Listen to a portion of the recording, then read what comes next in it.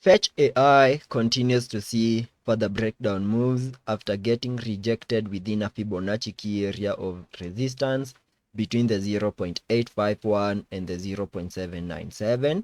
We have also lost a significant low that we made above the 0.71, flipping that key area back into resistance. And on today's update video, I will be discussing my next breakdown target areas, starting the video here on the 4-hour chart, where I have been observing a 5-wave structure to the downside from the highs we made above the 0.992, where you can see that I have been terming that initial drop as the formation of that first wave. Then we saw a bit of a bounce in the formation of the second wave into the minimum target areas highlighted on the charts using that blue target area, an area within which we got rejected, starting another pullback to the downside in the formation of these wave 3, whose minimum target areas I came up with by connecting the fib extension from the high of the wave 1 to the low of that first wave, then connecting the Fibonacci's to the high of the wave 2. And on so doing, the area that I was paying attention to was the fib ratios 1:1, and that lies above the 0.739, an area that we fully hit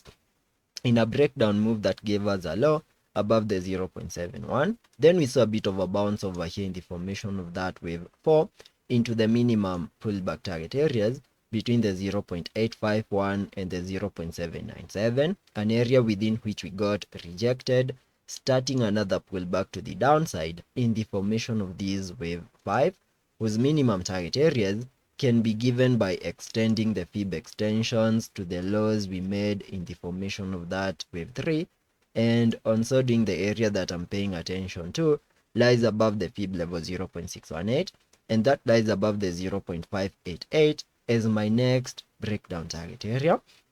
And that means that if by any chance we don't see Fetch AI bouncing back above the 0.71, which is a significant area here on the charts, maybe with a retest before we can continue pushing higher, then it is most likely that in the next coming hours we are going to continue seeing further downside. And the moment we lose the significant low we made above the 0.645, which is the low we made on the 13th of June, then